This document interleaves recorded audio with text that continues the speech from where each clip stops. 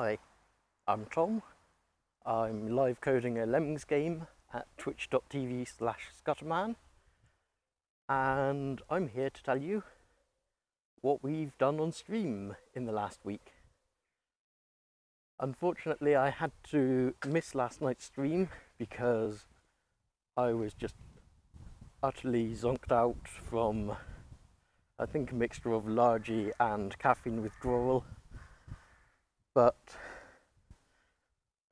Sunday last week, we managed to completely rewrite the map rendering system, and that made it much faster to render the map. We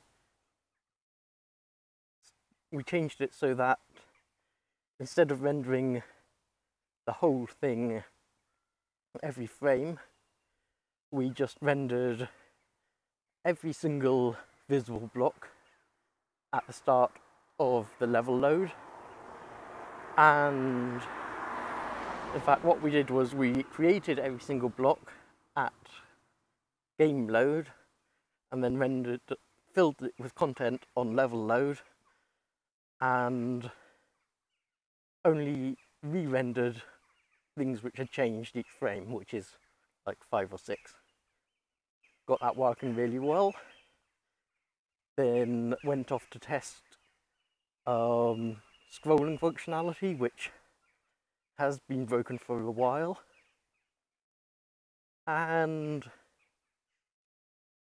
it was broken even worse than before. We managed to fix the way that it was broken previously so that actually the functionality worked, but it did mean that just to scroll left or right by one block, we needed to re-render the entire map, because now every single block on screen is in a position one left or one right compared to where it was, which means every single one of those blocks needed to change.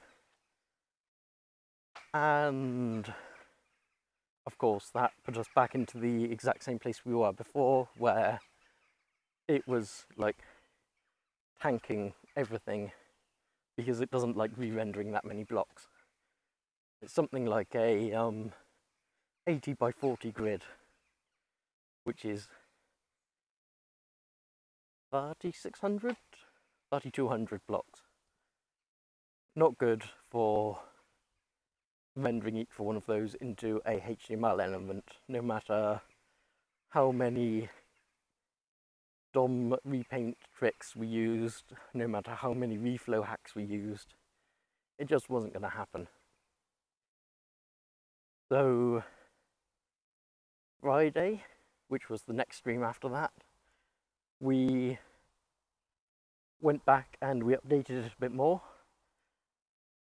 and now we create every single block in the entire level, not just the visible blocks, but every single one that there might be in the map.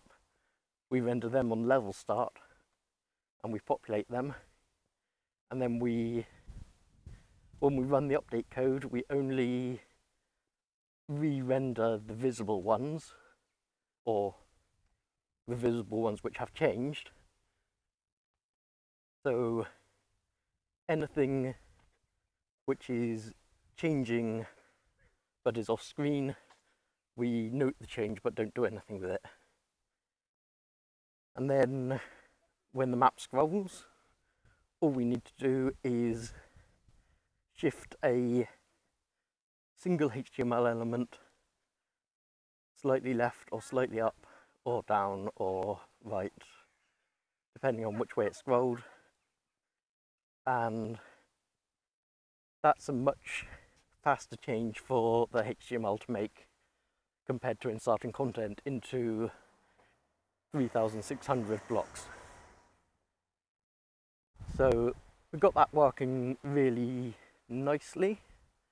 There is some visual bugs with the control area when the map renders, because at the moment the control section is rendering as part of the map, and so tonight my job is to go and put the control borders as their own. I'm gonna say probably just dump them into their own relative element and re-render them every frame. So hopefully that doesn't take me too long, and then I can move on to getting back to the map editor and adding some of the functionality and screens required for that.